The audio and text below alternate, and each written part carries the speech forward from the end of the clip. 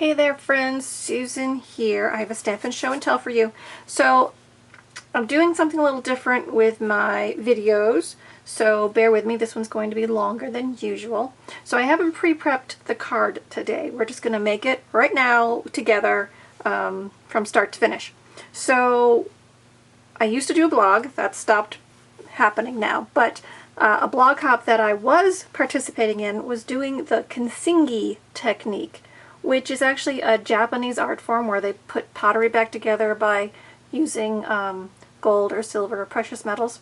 And so this is a technique that's been shared recently on various places, and I thought we would just try it from scratch. I haven't done this before, so we'll just try it, see how it goes. So I picked a piece of designer series paper. This is from Masterfully Made, and I'm tying it with Pretty Peacock and Lost Lagoon as my card bases. And I've kind of already thought through the sizes I'm going to use for my card. My base will be normal, 8.5 by 5.5. Then I'm going to step it in to 5 by 3 3/4 on the Pretty Peacock, and my DSP is going to be 4 3/4 by 3.5. So I'm going to go right to the technique, and then we'll go back to actually making the card. So let me set these aside. Alright, so let's cut our DSP down to the measure I think I want it to be. So 4 3/4 by 3.5. I'm going to go this way. So 4 3/4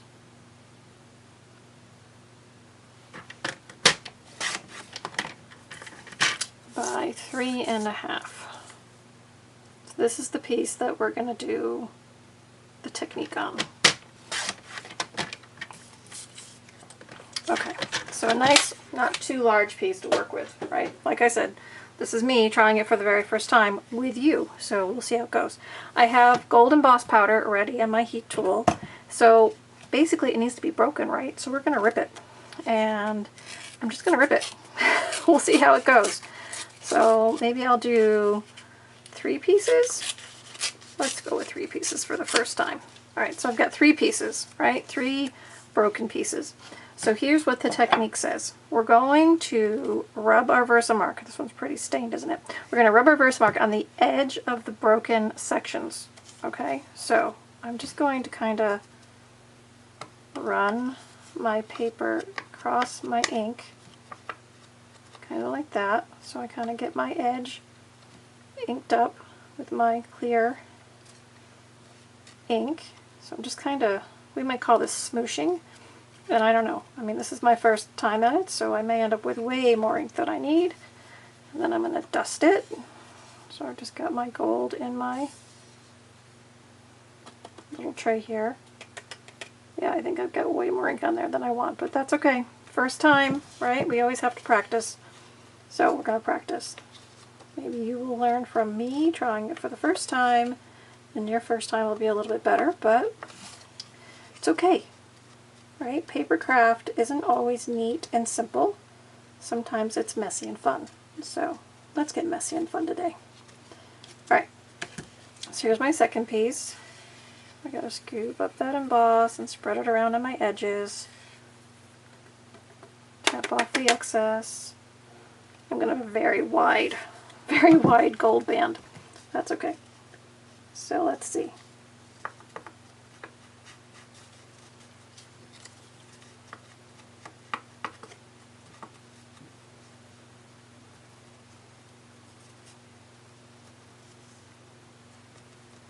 Okay, I think I have enough on there. Clear ink, it's hard to tell sometimes. So I'm just dusting that ripped edge. Just kind of scoop and tap it off. Okay, so all dusted. All my different sections. Alright, so now we got a heat emboss. Now this gets loud, and I don't speed up my video, so just bear with me, right? You can watch it turn all liquid gold with me. That's the coolest part of heat embossing, I think, is watching it change. So, you put me on mute for a minute, or just bear with me. Here we go.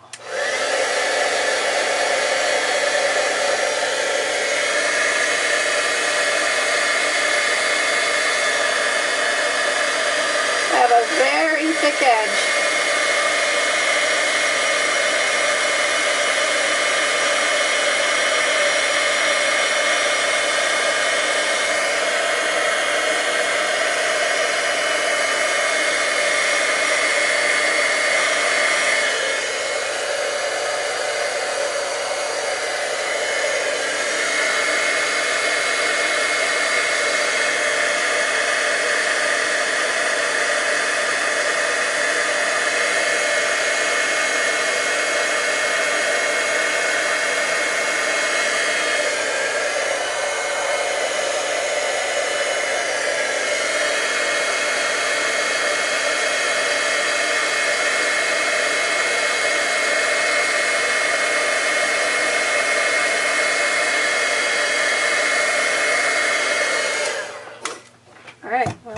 I've got.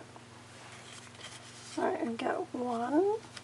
My gold is a very thick edge, so I'm a very novice at putting this back together again.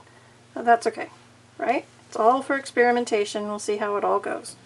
So there's it. Now, of course, in pottery, they would have actually put the pieces back together with that embossing. And my husband said, well, you should try that.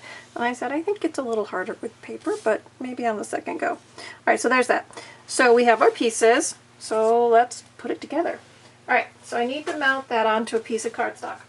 So I'm going to cut down my Pretty Peacock to 5 by 3 3/4. Okay, 5. Whoop, let's cut it 5 by 3 3/4. So this is just going to be slightly bigger than the piece of DSP that we were working with. I'm going to use my liquid adhesive. I'm going to start with this one on the top. So I'm just going to put adhesive on the back.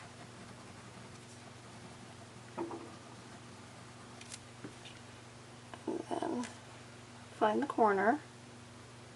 Just want an even edge at the top and the side.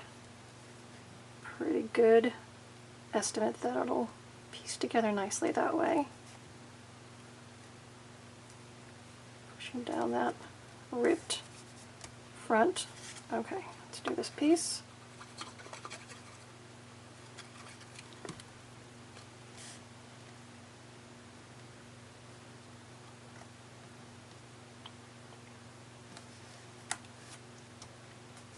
Put that one down.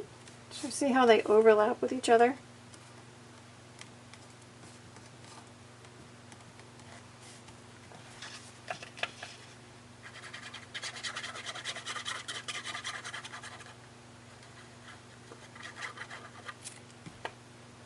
And the last one. Kind of square up your edges as best you can. Press it down. Now, looks like mine is kind of thick where I'm putting it all back together. So maybe my husband had the right idea and put it back together with the emboss, but I don't know. Sometimes he has good ideas. Alright, well, like I said, it's the first go for me, and maybe it's the first introduction for you, but we'll see. Alright, so let's make a card. So I'm going to cut this Lost Lagoon in half, so at 5 1/2, and then I'm going to score it at 4 1/4.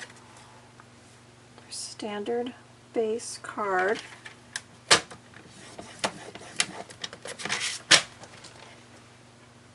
And I'm just going to fold this one in half. Give it a crease with my bone folder, which is not on the table. Oh, I was using it for heat embossing. It's over there. Okay. So there's that. And then this is going to go here. Now mine is really lifting up. I'm going to flip this around. No, I'm not. I'm going to keep it right there.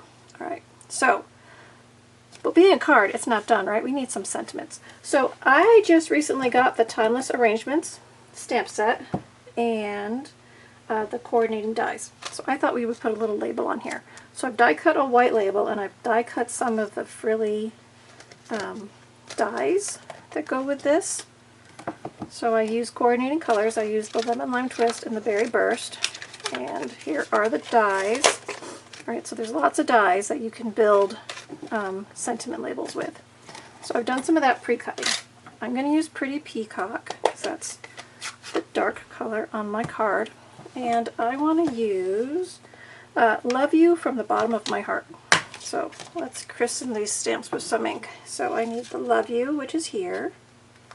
Love You, and from Bottom of My Heart. Alright, so I'm going to put those on a block. So I'm going to use my grid paper and line this up on my grid. So this is one way to like typeset, right? Think about typesetting it. You can get your spacing the way you want it, try to line it up the way you want it. And I think I can use a smaller block than this one. So I'm just going to put my block down. Oop, now it moved a little. See? Try again. That's why I love grid paper. You can just try again. Alright. Doesn't stick to your fingers. Okay, there's that. This one. Check it on my grid. Now I can see my grid lines through my clear stamp, so I can know if it's lined up going across. Alright, so I typeset it like that. Then I'm just going to give it a practice stamp. Good. I like it. It's good laid out. Alright, so, oh, but will it fit on here? Yes, it will. Okay. Could always go up and down, but I'm going to go this way.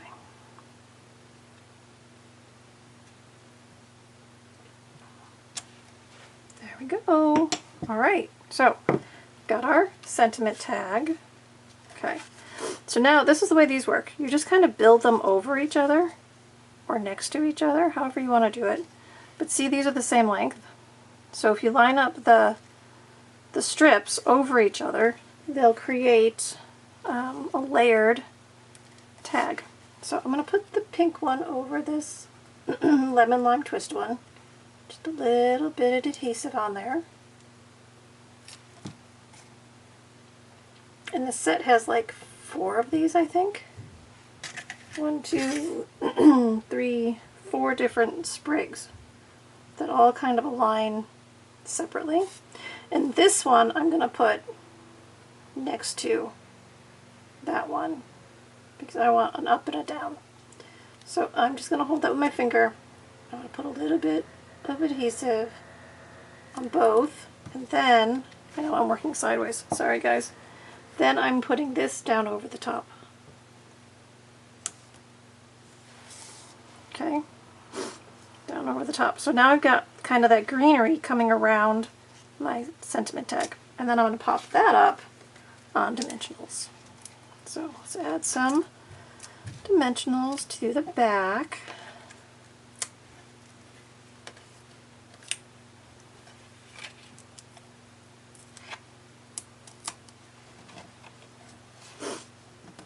So let's see how this all comes together. Then you guys can leave me comments and say, okay, you need to keep practicing, or no, it worked out really well for the first time. We'll see. We'll see how it goes. Alright, so I'm going to put this, I'm going to put it right over that kind of, where the paper didn't smooth down very nicely. Just going to put it behind it. So you can still see it here and here and here, but that big bulge that I'm not super happy with is hidden. And then I'm just going to put this on the front of my card because I don't want it to be too thick. And there we go. There's my first go at this technique. So I obviously need a little practice, but that's okay. This is how we learn. And just like you, I have to learn things for the first time too. So I'm not always gonna, you know, do it perfect the first time. So guys, if you liked it, leave me comments here. Remember, I just said, remind you, I'm not doing my blog anymore. So I'm going to explain more in my videos, share more in my videos so that you don't have to go anywhere else. But if you have a question, just leave a comment, either on Facebook or YouTube, wherever you are seeing my posts, and I'll get back to you. Or you can email me. My email is always in my little blurb, wherever you're finding me. And we'll chat and have some fun stamping. Alright guys, so I hope you enjoyed it. Again, give me a thumbs up. Remember to subscribe here or to my newsletter. And leave me comments. Let me know that you watched and what you thought.